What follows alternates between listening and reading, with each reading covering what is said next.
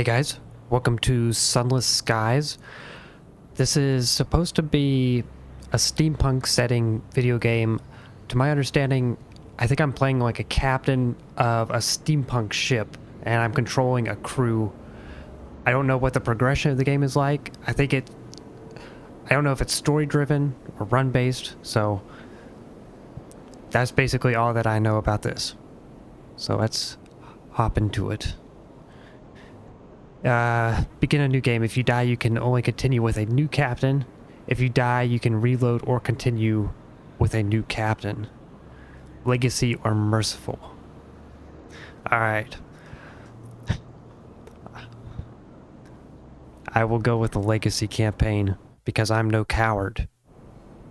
Only a few player weapons arc towards targets. I'm going to go with none. Enemy projectile speed. Standard's good. Supply consumption. Standard. Alright, so hardest difficulty is what I'm going for. So I'm prepared for tears and death and destruction. Should be a fun time, right? Log of Her Majesty's Locomotive. The Orphine, March 14th, 1905. Our expedition to the domains of the dead has been eventful. The Orphine is damaged but in grievous need of repairs and supplies. We are returning in haste to the Reach, where I hope to make port at New Winchester. May God be with us, for 1,000 deaths wait in the sky. Final entry of Captain Amelia Charity Whitlock, DC, and written shortly before her death.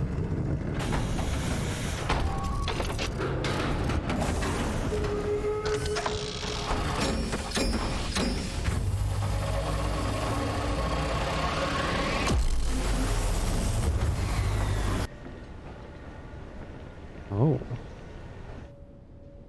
Forward. Ah. So it's like it's like acceleration system. Toggle cruise control. Okay, no cruise control. March 15th, 1905, you return to the Reach, an untamed sunless span of the heavens. London's new frontier, a celestial garden run wild. So the creators of this created another video game that I have yet to play. Sunless Sea, I think it was called. I don't know anything about that game either. Although I have seen, I think I own it actually. Let's see. Hold inventory. Ah.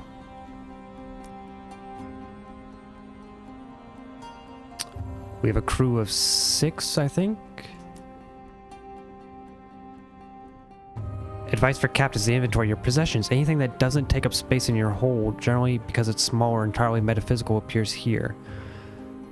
Your hold. This shows your current cargo and any prospects you've accepted. You can also change your locomotive's equipment here while in port and jettison your unwanted cargo.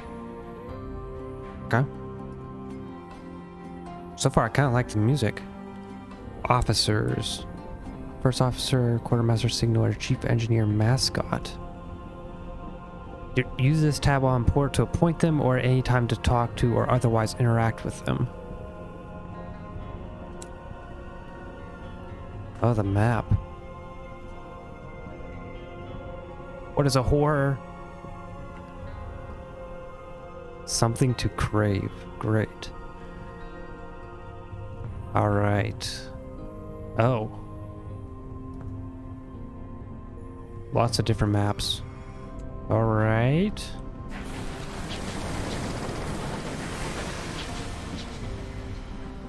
What's this? Terror 4%. Looks like it was gaining. Fuel, supplies, haul, crew. We have 8 crew members. This is probably not the way I'm supposed to go, but I am an explorer. So, can I crash? Should I test it? I probably should test it just so I know, right? I'm gonna run out of fuel.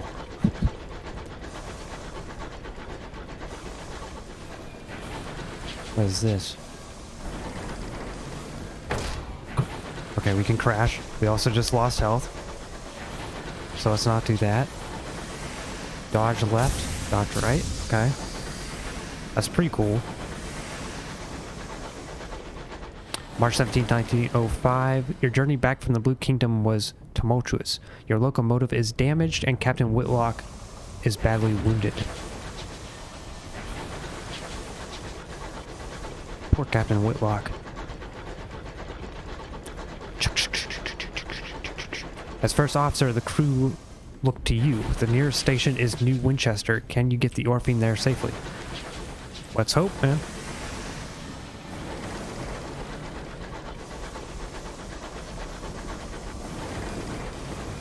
Or we'll probably... Can your ship blow up? What happens if your ship blows up? Ooh, scavenge. Much of the relief, I can't see, of your stokers, you find a barrel of fuel among the detritus.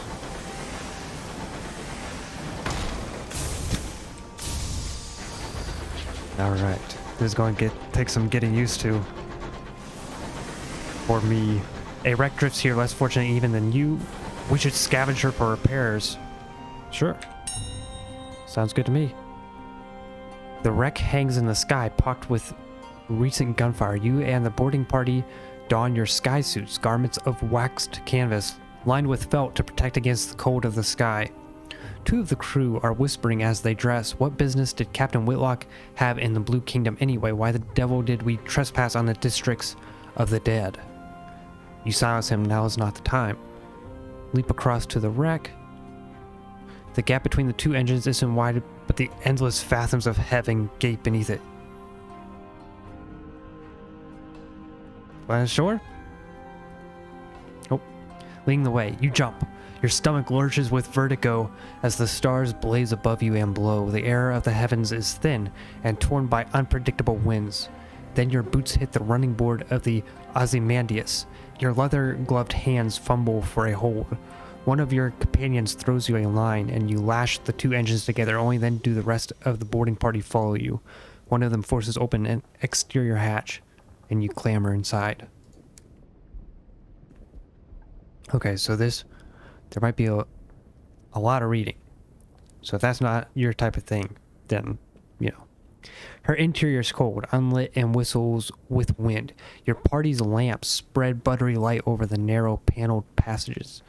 You make your way toward the hold, stepping over bodies crumbled in the corridor. Unfortunately, your way is blocked. A bulkhead has been mangled inward by a well-aimed barrage. Ooh. Clear the obstruction away. You locate a length of pipe to use as a pry bar and set to work. This will test your iron skill.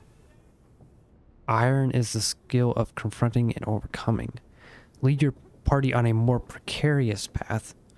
Go back out onto the Ozymandias' hall, climb past the blockage, and enter through a window on the far side, and do so carefully. Veils is the skill of deceiving and evading. I feel like there's no reason to not take the safer route, so. A memory. As you strain against the stubborn steel, you remember an event from a year ago. A boiler explosion had trapped an engineer under a tangle of plating and pipework. The captain was first on the scene. You were second. Together you managed to pry the wreckage upwards enough for you to crawl beneath it, while the captain braced the bar across her back. By all means, take your time, she grunted, as you dragged the engineer out. Back in the present, the twisted bulkhead yields. Your companions clear the exposed rubble away. The way is clear. You have reached the Ozymandias' hold, a ruin of smashed cargo and spilled supplies. Hopefully somewhere amidst the detritus you can find parts to repair the Orpheum and restock your stores. Conduct a thorough search. Your companions work quickly. The Ozymandias' hull has begun to creak. Your actions on board may have compromised its integrity. Alright. We can search. Renewed. You find enough food and gear to restock your supplies and enough spare parts to make necessary repairs to the Orpheum. Food will need to be thoroughly thawed, of course, but you've eaten worse in the skies. Oh ho! Cries one of your party, prying the lid off a long crate. It holds a cannon, still nestled in straw. Another crewman pulls a battered bird cage from a pile of ruined cargo. Within the cage, something winged and furred opens a solid eye. You examine your finds. Nice. Is it... so it's like a cannon for the ship? Maybe? The Osmandius emits a long, juddering creak. Your boarding party exchange nervous glances. From the chaos of its hold, you have retrieved repairs and supplies and discovered some useful equipment. A gun that could be mounted on your locomotive. And an educated bat. An educated bat. Mount the Jerusalem cannon on the Orpheon. Her own weapons were damaged during your flight from the Blue Kingdom. That leaves you vulnerable. You can claim both this and the bat. Okay. Liberate a diffident bat and employ it as a scout. The heavens are wide, so locomotives use scouts like bats to locate things of interest, ports, resources, wrecks like this one. To scavenge, you can claim both. Okay. So should be able to click on both these. Let's just start with the bat because that sounds interesting. The bat treats its rescue as an inconvenience and immediately begins haggling over pay. You offer to put it back in its damn cage and leave it on the Osmandius, at which point it becomes more polite. You doubt it will last. Okay, I see how it is. Bat. The Osmandius emits a long, juddering creak. Your boarding party exchange nervous glances. So is there a chance that the Osmandius will be damaged if I spend too long or something? Okay, I'm still going to try to get the cannon. Fire and Fury. The Cotterell and Heather Sage Jerusalem fires single shells to a good range more or less accurately. You order 2 of your party to get it back to your vessel and fit it immediately. The Osmandius groans again. The structure shudders spasmodically. Uh-oh. Okay, looks like the same stuff though. Okay. Press onto the engine room. You might find more fuel there, but you'd better hurry. The Osmandius is beginning to tear apart. You will abandon anything you have not yet claimed from the hold. It is too dangerous to stay. I feel like we don't really need... I will say that it's not worth the risk just for some fuel. So let's go ahead and move on. You lead your boarding party back to your vessel, unshackling her from the buckling Osmandius. You stoke your engines and steam away, restocked, repaired, and rearmed. The crew give a ragged cheer. Your terror has fallen. Don't know what my terror is, but sounds good. So we have a gun. So if can I fire? Okay. Yep, I can shoot. Do I have like limited ammo or something? I probably have limited ammo, but I don't know where that would be. Our hull is back up almost to full. So that's cool. Bring me my spear, O clouds unfold, a no-nonsense common or garden armament for the Skyfarer on a budget. We are that indeed. I don't see ammo. So I'm thinking maybe we have infinite ammo? That would be nice. But also kind of unrealistic. Press F to send out your scout. Sure, let's see what it does. Bye, scout. Your scout reports a successful expedition. Great. Oh. Station. Okay. Your scout has discovered something. To see what it is, open your chart. Uh-oh. Summoned by Captain Whitlock. The walls of the captain's cabin are lined with a hodgepodge of curios from across the sky. Captain Whitlock lies in bed. Black marks cover her skin like a monstrous brand. When she coughs, coils of acrid smoke pour from her lungs. Inquire after the captain's injuries. The locomotive's doctor attends her. Her lips are tight. Approach the bedside. The captain opens her eyes as you draw near. She attempts to smile. Captain, how are you doing? A word of living fire pursued the Orphean across the Blue Kingdom. It caught you just before you passed through the transit relay to the Reach and set its brand upon the captain. It's burned itself right through her, the doctor whispers. When I closed the worst of her wounds, I could see the sign is seared into her bones and her organs. Judging from her symptoms, it's on the inside of her lungs, too. The captain leans to one side and vomits a plume of fire into a copper bowl. There's nothing the doctor can do. Huh. A word of living fire. Okay, it's like a curse, I guess. Approach the bedside. Her mouth is blistered from the blue fires that dance on her tongue. Her hand grips your arm, her skin is hot as a kettle. Made arrangements, the Orphean will be yours. Her voice is just a rasp of burned meat breath. Promise. She breaks off to scream a word in a language that was not made for human mouths. When she resumes speaking English, she is weaker. Her request little more than a gasp. Promise me one last service. Promise. I mean, I never liked the idea of making a promise without knowing what the promise is. But also, I feel like she's going to die. She grimaces and the doctor eases her back onto the scorched pillows. He tries to get a spoonful of laudanum between her blackened lips, but she screams fire and the two of you must spring back. You'd better go, the doctor orders. He clearly has no idea what to do. I mean, she can ask. You leave the captain and the scorched stink of its air behind and return to the bridge. New Winchester is further than you'd like, and the captain hasn't long left. Now is this... Yes, it's asking me to fire, right? Okay, it has cover. Doesn't seem very maneuverable.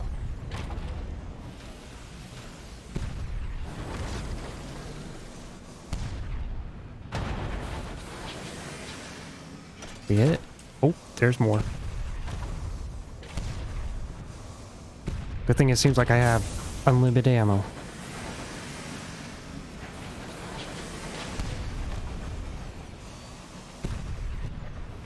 Ooh, I almost ran into that. I can't aim, dude. Do I need to destroy it?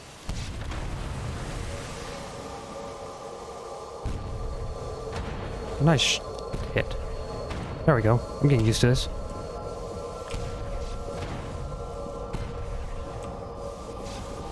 Let me get a little bit closer, make it easier.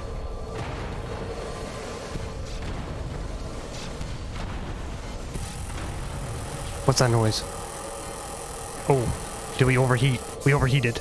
Okay. What is this? Loot. You approach the buckled wreckage poised to plunder the plunderers. Behind you, someone is humming a song of victory. Okay, raid the remains. Marauders pillage homesteads and hunt travelers all across the Reach. They often carry stolen valuables, strip it for repairs, scavenge the marauders' plating. Well, our health is good. So we'll go ahead and see what's on board. Your boarding party returns with wallets and watches, cufflinks, lockets, and keepsakes. You store them in the safe to be pawned when, if you make it back to port. We will definitely make it back to port. Have no worry. I am best pilot that this ship has ever seen. I will go ahead and do the same for you. More gold. Alright, sounds good. I mean, presumably we can just use the gold to repair the ship, right?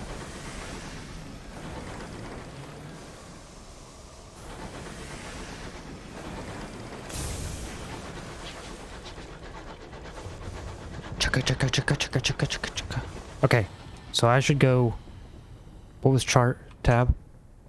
Should go this way, right? I probably want to go to that railway. Bancroft's Forum.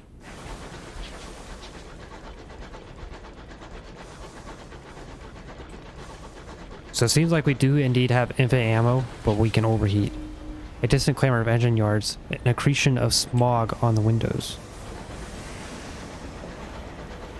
Repairs. Resupply. Doctor. A new port captain, your crew crowd to the windows. Now what? What do I do? Do I just run into it?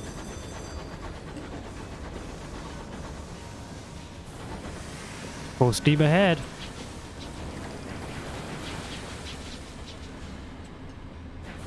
Dock.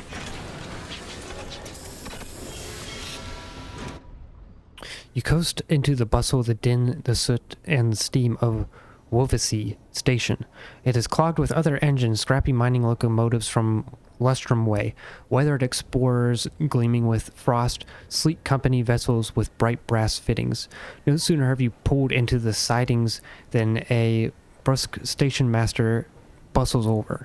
He requests to come aboard. I must speak with your captain, he insists, brandishing a ledger. The usual formalities. Look to the Orphean's doctor. He has just appeared at your shoulder. His face is solemn. His hat is in his hands. He lowers his eyes. The passing. The crew exchange bleak, wordless looks. The Orphean itself feels suddenly more empty. The station master looks confused. You inform him that unfortunately Captain Whitlock has just passed. Ah, he says neutrally. Sorry to hear that. Very sad, very sad. He waits for what he considers an appropriate minute and a half before continuing. Alas, even amidst tragedy, the cogs of bureaucracy must turn. If Captain Whitlock is deceased, the station authority require their answers from the first officer. He dons a set of spectacles and locates his pen. It will be relatively painless. Name, background, purpose of visit, etc. Shall we begin? You got it, buddy. I guess I'm the new captain, right? Ooh. Create your captain. Today, London lies between the stars. Her new empire unfolds across the heavens. But 10 years ago, before the Northern Gate was opened, before the renewed Empress led her people into the skies, it lay in a vast cavern far beneath the earth. Deep, dark, marvelous. Who were you then? What do I have? I have a lot of options. Okay, fascinating. So, it kind of depends on what skill you want to start with. So, you have Veils, which is evading and deceiving, Iron, which is confronting and overcoming, Hearts, which is convincing and enduring, Mirrors, which is investigating and deducing, and that's it looks like, at least for the backgrounds. So I probably only create the first captain. Maybe, who knows? So I'm going to be very sad, I think, when my captain dies, because I feel pretty confident that it's a when thing, not an if thing. I feel like I like the Veils skill sounds cool and the Iron skill sounds cool. So I'm thinking maybe we just go with a simple soldier. So let's go with a soldier. You were a soldier. You served in Her Majesty's military. But how exactly? Okay, I actually kind of want to go back and forth and see what all the different options are. Alright, I kind of like the idea of the commissariat. So I'm going to go with that under soldier. Choose an ambition. What does winning mean to you? The truth. Be warned, this is a demanding ambition best played by a lineage that has already completed wealth or fame. That one definitely looks the most interesting. So, does that mean... I wonder how this works. If it's talking about lineage. So can I play one of the other ones and then later do this? I really want to do the truth ambition, but with this warning, I will heed it, and I think I will choose fame.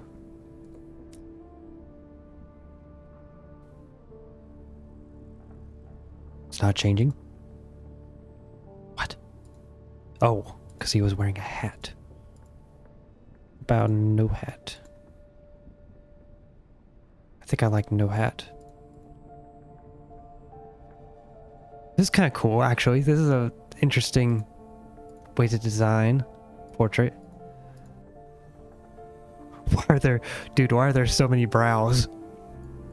I feel like captain's pretty good. Officer is pretty good. I think I'm just going to straight up go with captain.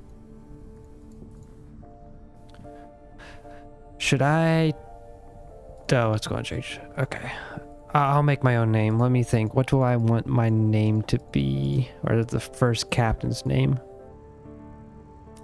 Okay, I have changed my mind. I don't think that my first captain is going to complete any of the quests. So I think that it is fitting that the very first captain just wants to know the truth. So I'm going with that. And unfortunately, he will not live to know the truth. I don't think. Captain. I mean, I could just go with Captain Lionsbane. Captain. I mean, I personally have like a lot of different names that I've used for various things. So I could just use one of those. Captain.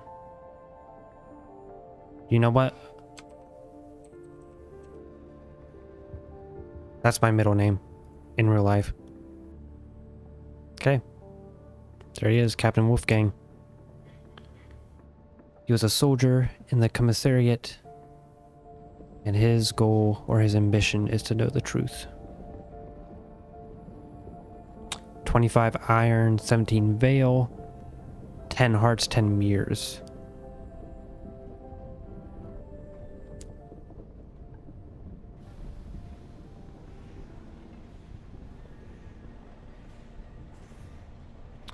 Enemies won't pursue you forever. If you are outmatched, try running away. The reading of the will. 3 weeks have passed. This morning, Captain Whitlock received a simple memorial service. Her body was consigned to a necropolis, train bound for the serene mausoleum. Now you sit with a handful of her relatives in the threadbare offices of her solicitors. A methodical notary is reading the will. The captain was wealthy once, but squandered her capital on mysterious expenses before expedition to the Blue Kingdom.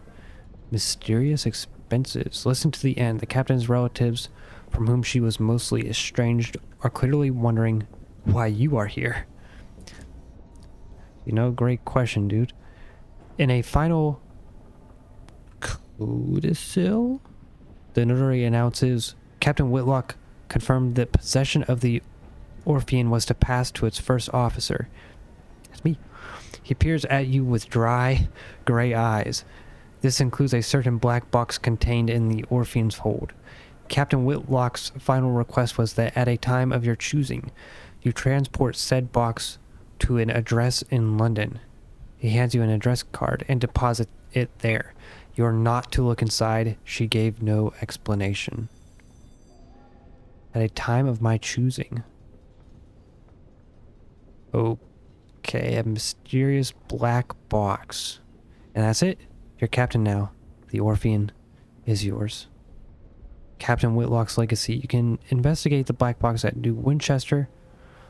You could take the box to London as requested, or you could sell it and be done. I mean, I'm curious. I gotta take it to this place and see what happens. Provisioning. Before you leave New Winchester, it may be prudent to buy more supplies. You can buy them at the Victoria Market. To visit the market selected from the menu that appears on to the left of the main menu on selection or mouse over. Officers and mascots. In addition to your ordinary crew, you now have an officer or perhaps a mascot. You'll need to formally appoint them before you can benefit from their skills, abilities, or animal charisma. To do this, open the officers panel while on port. Alright. Got it. Alright, I'm going to end the first part here. So thank you so much for watching, and I hope that you will continue to join me for future parts.